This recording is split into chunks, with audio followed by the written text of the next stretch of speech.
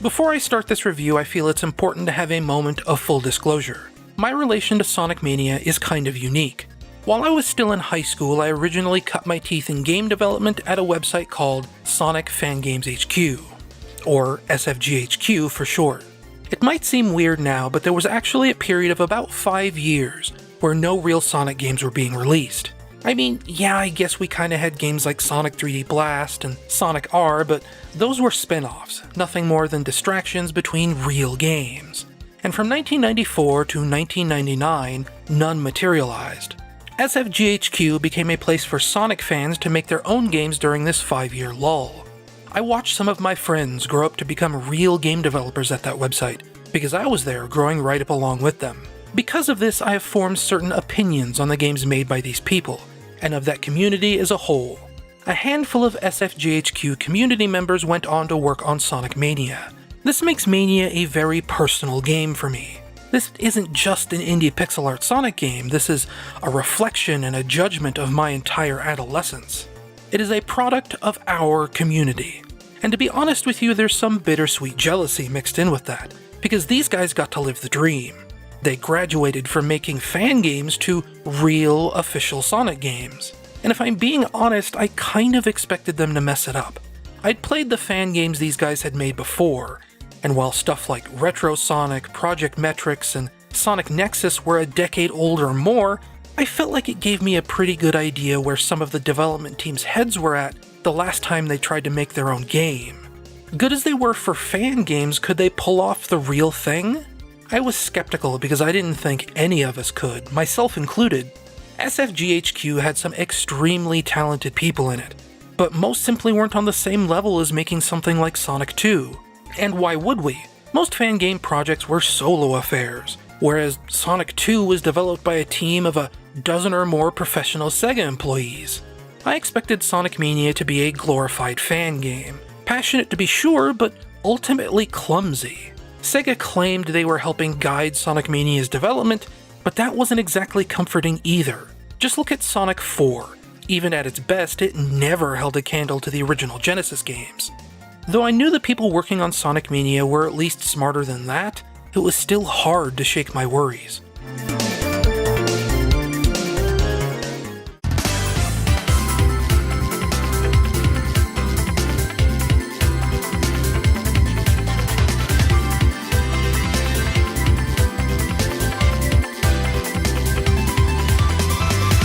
At least some of the worries I felt were also from the general fatigue of Sega constantly banking on classic Sonic nostalgia. Sonic Mania represents at least the 8th time Green Hill Zone in some form has made a return appearance.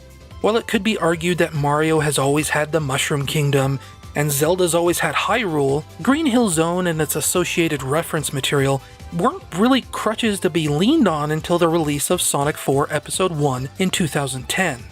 After that point, nostalgia seemed to become Sonic's primary focus. It's like, hey, do you remember Checkerboard Hills? Do you remember Buzz Bombers or Motobugs? What about Metal Sonic? Do you like Metal Sonic? Here's all the Metal Sonic. We'll put him in every game if that'll make you buy it.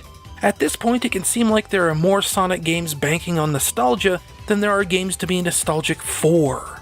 Sonic, once a character embodied with so much forward momentum that they put it in his theme song, has spent nearly a decade being haunted by his past. Instead of focusing on making games with new, good ideas, they were mainly being sold on their nostalgic value to remind us of other, better games. That's largely because the developers at Sonic Team never really seemed to get things right. Despite chasing nostalgia, Sonic Team couldn't help but put their own bizarre spin on things, often to embarrassing results. Between poor controls, incorrect sound effects, and uninspired level designs, all these constant throwbacks did was reinforce the idea that neither Sega or Sonic Team seemed to get what made Sonic special to begin with. This nostalgia was just a hollow gesture to boost sales, as none of the developers apparently had any real affection or understanding of the old games. But that's the first way in which Sonic Mania differs. Sonic Team's logo is nowhere to be found in this game. Previously on games like Sonic Advance or Sonic Rush, Sonic Team would take the bulk of the credit, even if some of the developmental legwork was done by another company like DIMS. Sonic Mania is different, putting Christian Whitehead, Pagoda West, and Headcanon's names front and center. This is more than a cheap bid at nostalgia. Sonic Mania reads like a true love letter by fans to fans. Or, I guess to use the game's own nomenclature, by the mania, for the mania. This is a game stuffed to overflowing with references to Sonic's legacy. Like, yeah, you go back to Chemical Plant from Sonic 2 again, but in the end, it turns into Dr. Robotnik's Mean Bean Machine. And yeah, it's Flying Battery from Sonic & Knuckles, but it's also got parts of Sonic CD's Wacky Workbench, Sonic 2's Wing Fortress Zone, and even parts of Skybase from Sonic 1 on the Master System, all mixed together with its own new, original, unique ideas. I assume there are novel-length wiki articles dissecting all of the most intimate references Sonic Mania makes to Sonic's history, and that's fantastic. The love, care, and attention this game received is obvious, and far exceeds Sonic Team's own efforts in every aspect.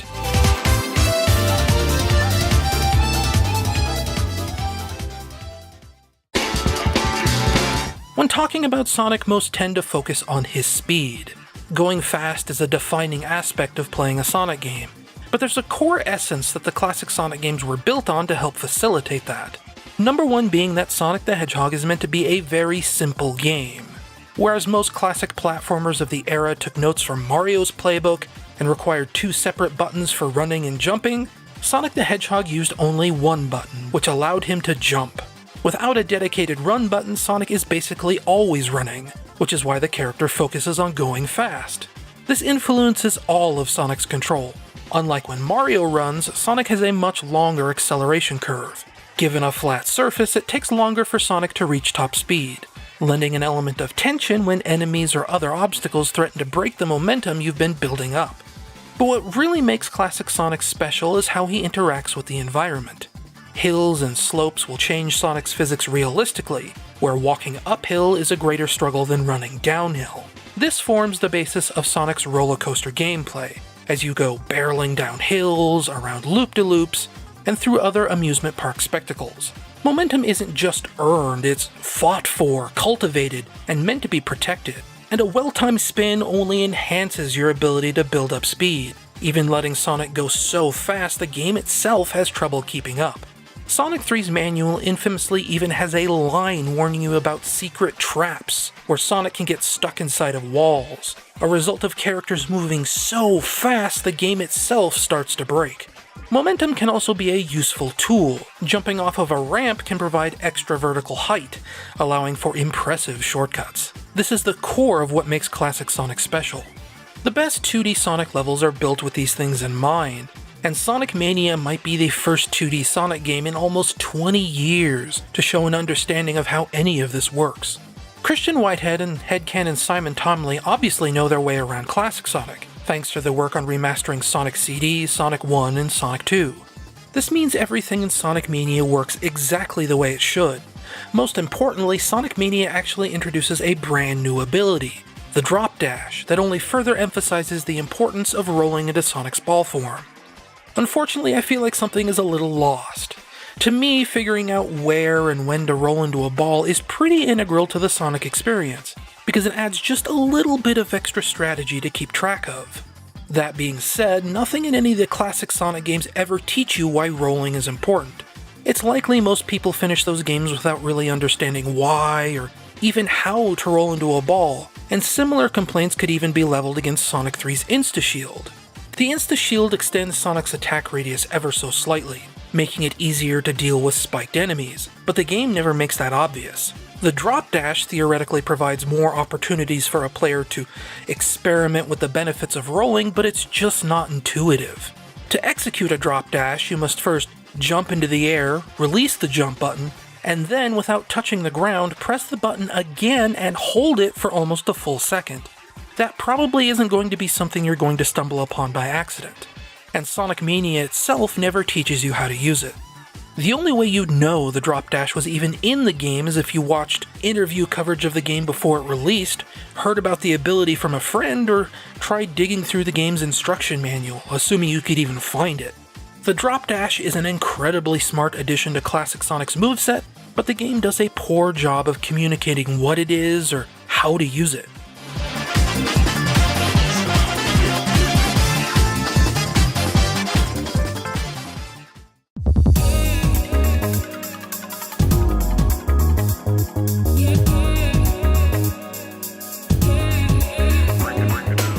Classic Sonic level design is an interesting beast. A lot of classic Sonic levels have, at their most basic, two paths. A faster upper path, which is full of more risks but also more rewards, and a slower, more casual lower path that most people usually fall down to after being knocked off the upper path.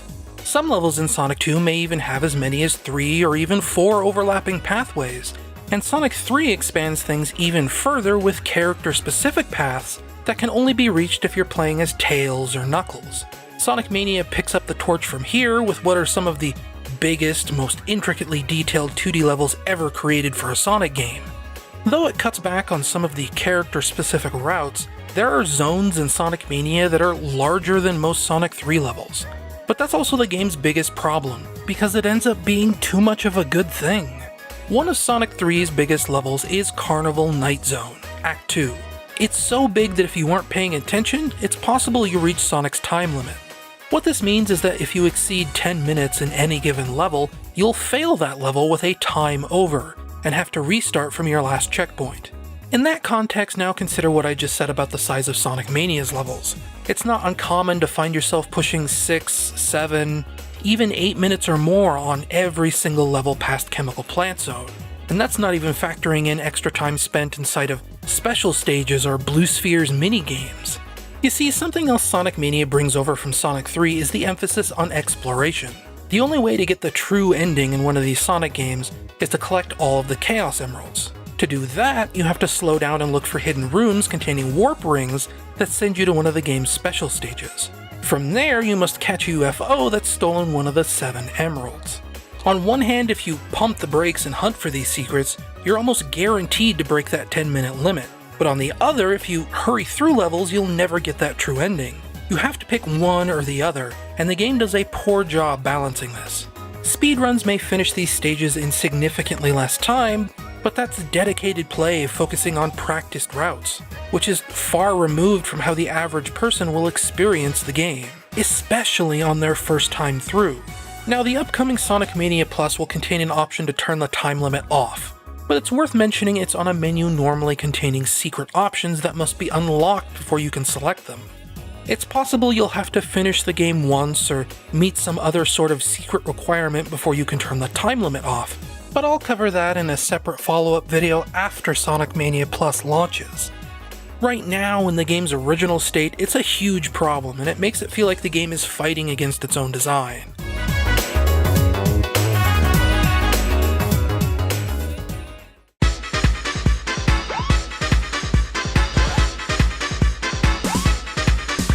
Even if you are afforded the option to disable the time limit in Sonic Mania, the sheer size and complexity of these levels ripples through the rest of the game. If you look at other 2D games from the early to mid-90s, most have levels that take around 3 minutes or less to clear. Mario, Mega Man, Donkey Kong Country, Kirby, Castlevania, even third stringers like Bubsy or Cool Spot rarely ask the player to remain focused for more than 3 consecutive minutes, maybe 4 tops. And this is even kind of baked into a lot of modern games. Think of a game like Uncharted. Over the course of 10 or 15 minutes, you might spend some time climbing, which leads into a stealth section that goes wrong and turns into combat. Even if the overall scene is long, the way it engages the player is constantly changing every few minutes. That's because after a while, doing the same things in the same level for so long gets to be kind of exhausting. That's not to say Sonic Mania is short on ideas or can't support its 7.5-minute levels. Like I said earlier, any given zone is like 3 or 4 different stages mashed together. It's a lot of very compacted things with nary a pixel to be wasted, but that starts to wear on you. Maybe this will only play to my North American viewers, but by the time I finished Sonic Mania, I had a feeling that can only be described as the third night of Thanksgiving leftovers. Okay, so you have Thanksgiving, right? Which is a holiday with origins in the harvest celebration, where farmers would have all this food from crops they planted earlier in the year, and everybody eats until they feel sick. Usually you have so much food for Thanksgiving that you have enough for leftovers on the second night, where you also usually eat way too much. And by the third night, you've eaten so much food that the mere thought of another dinner roll or sweet potato makes you feel a wary, deathly ache deep within your bones. That's kind of what it was like when the credits began to roll after almost 6 hours with Sonic Mania. Enjoyable as it was, my body just couldn't take anymore, whether I wanted it or not.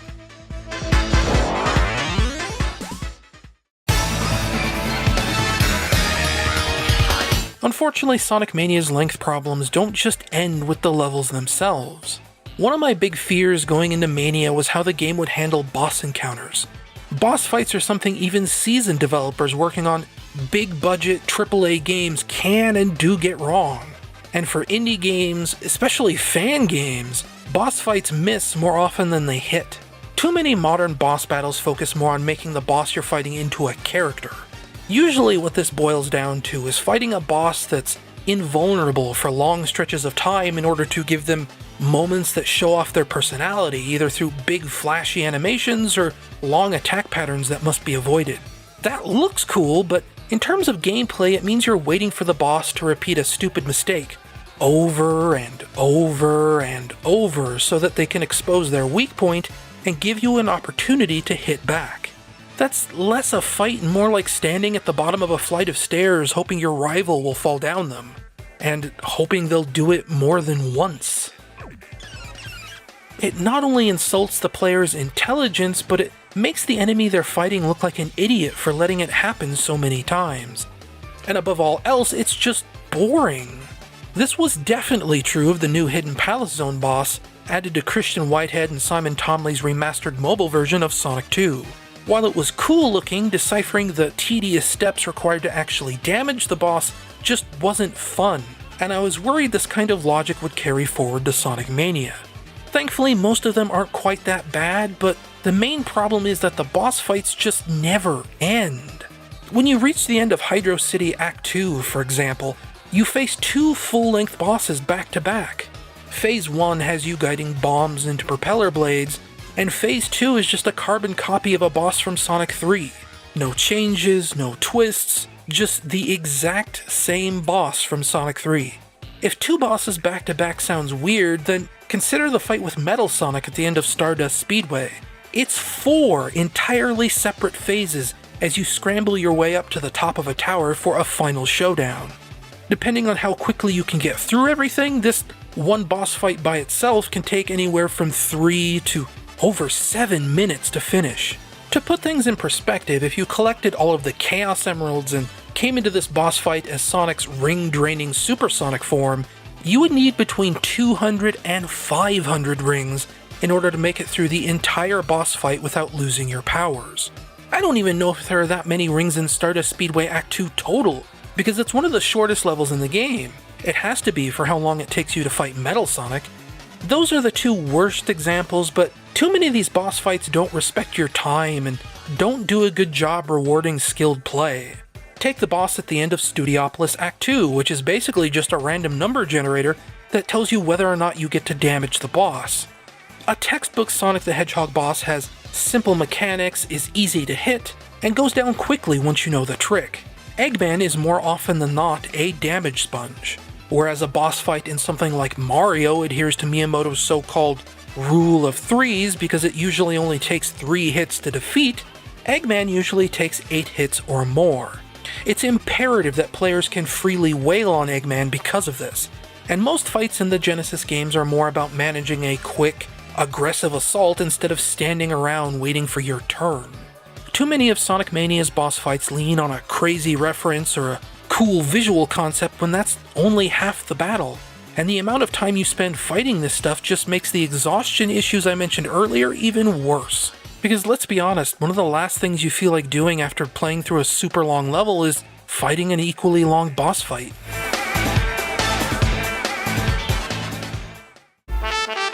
The argument could be made that the bosses and the levels are just fine the way they are, that I'm the one overdoing it, that I should pace myself and exercise better self-control to avoid burning out. Such an argument completely misunderstands the concept of pacing itself. People who play video games inherently fall into bad habits because of the nature of play. Gaming and addictive behavior can be very closely related, because fun games are the ones that you don't want to turn off. It's the best kind of problem to have as a developer, but it's still a problem nonetheless. It's the job of the game designer to find ways to snap players out of those bad habits, because the players themselves will rarely do it on their own. If Sonic Mania has problems with pacing, it shouldn't be up to me to pace myself, because the game should be giving me more places to stop and recharge. This is the actual reason levels in all of those other games tend to be so short. Completing an objective is a lot like a punctuation mark at the end of a sentence, insofar as it lets you stop and take a breath. I get that Sonic Mania is supposed to be a Maniac's tribute to Sonic the Hedgehog, but it also asks you to hold your breath for a really, really long time.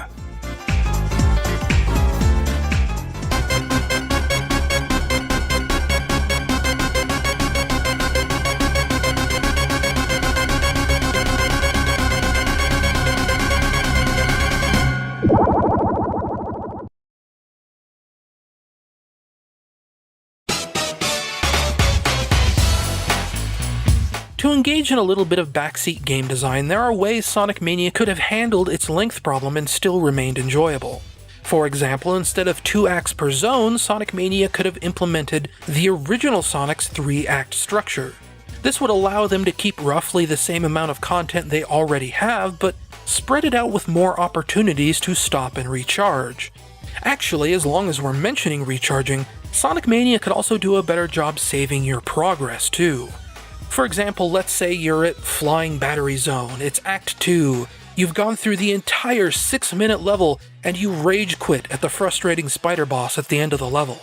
You just shut the game off, that's it. But 30 minutes later, you cool off and decide to try again. In the current version of Sonic Mania, reloading your save file from Flying Battery will start you all the way back at the beginning of Act 1, erasing up to 15 minutes of work. That's unacceptable. It needs to be better at letting you resume your progress from wherever you left off. Ideally, it should be resuming from the last checkpoint you touched, because let's be honest, it's not 1994 anymore. People are playing Sonic Mania on the bus or during their lunch break at work. What if the batteries on their Nintendo Switch are dying and they don't have time to finish the level or get to a charger? Sonic Mania isn't built to consider these kinds of scenarios, and it probably should. Heck, being able to resume from the middle of a stage may even help with levels feeling too long, because it would free you to stop playing whenever you felt like it. As an extreme example of dealing with this game's length, Sonic Mania could even implement Sonic Jam's Easy Mode. For those of you who don't know what this is, I'll explain. So Sonic Jam was a Sega Saturn collection of the 4 main Sega Genesis Sonic games. It came with all kinds of extras and even a few bonus modes, including a brand new Easy Mode.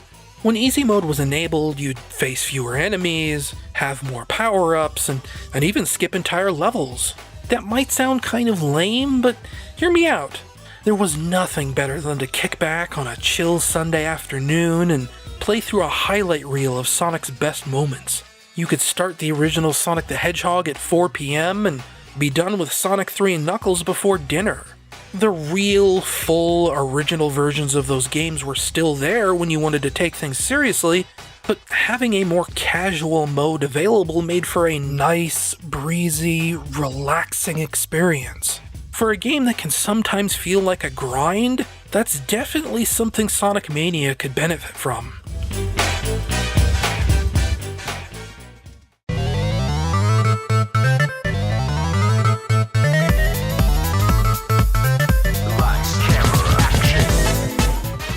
Sonic Mania's breathless enthusiasm for the Hedgehog's 16-bit history is both its most powerful strength and greatest weakness.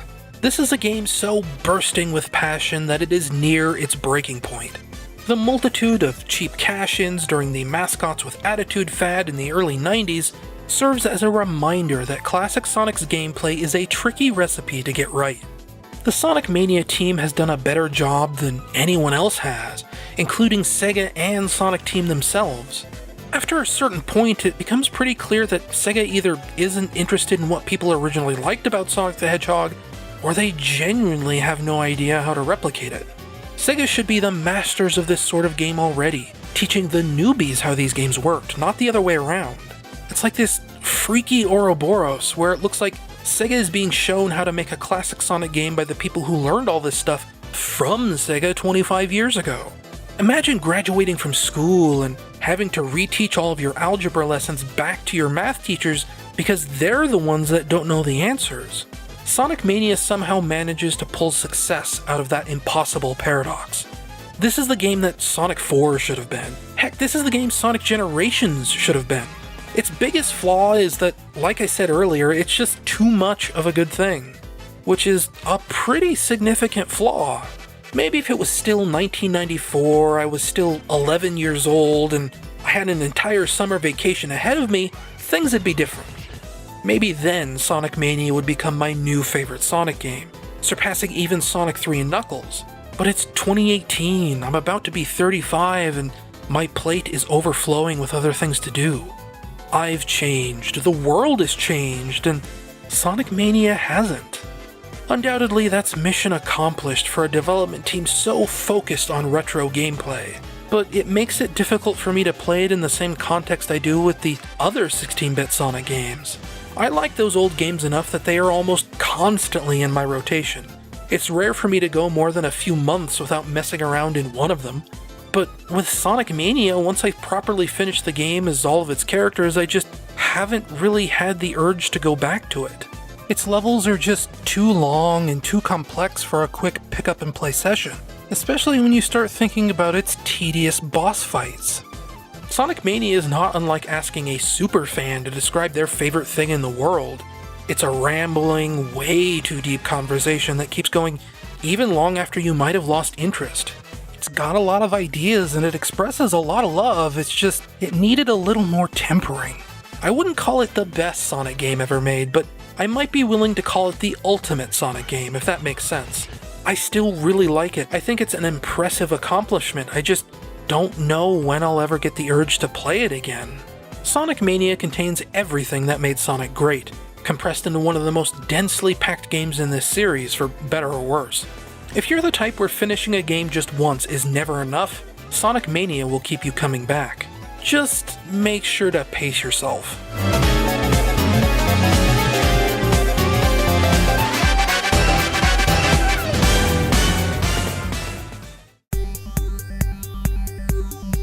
Thank you all for your patience while I put this video together. I actually wrote most of it last September, but then my life was turned upside down. Between moving to a new state, the PC version delay, being in the hospital, my desktop breaking down, and more, it has been a long, difficult road in getting this review done. I thought about just waiting until the release of Sonic Mania Plus, but y'all have waited long enough, so stay tuned for a follow-up video when the update releases. Thank you goes out to Clarice Robin for usage of her Sonic Mania speedrun footage. There's a link to her channel down in the video description. I definitely recommend giving it a look if you want to see what real high-speed Sonic Mania gameplay is like. Special thanks go out to all my Patreon supporters: Logan, Brando, Juan Pablo, Dave M, Setsune Weifel, Connor F, Thomas G, Tom B, Manuma, Nolan, Fiesta, Matt, Ryan M, Keith, Connor S, Sam, Tim, Anders, Ryan L, Christopher, Rose, Lucas, and Steven. You guys have all been saints. Actually, speaking of Ryan L, for those of you who don't know, that's Arlan2, the founder of Sonic Fan Games HQ, the website I mentioned way back at the start of this review. Given how many people working on Sonic Mania were members of that community, I was surprised Ryan wasn't given a special thanks in Sonic Mania's credits. If it wasn't for Ryan and his Sonic Fan Games HQ website, there probably wouldn't be a Sonic Mania.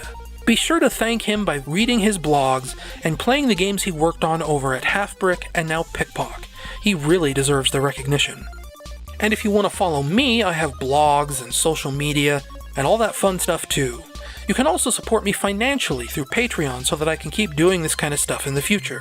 I also release exclusive music, video, games, and Patreon donors can even hear the original, very different version of this review that I recorded back in September of last year. So there's tons of reasons to pledge your support. I even have links to Ko-fi and PayPal.me for those of you who don't like rolling monthly donations and only feel like donating once. Just visit patreon.com/blazehedgehog to learn more.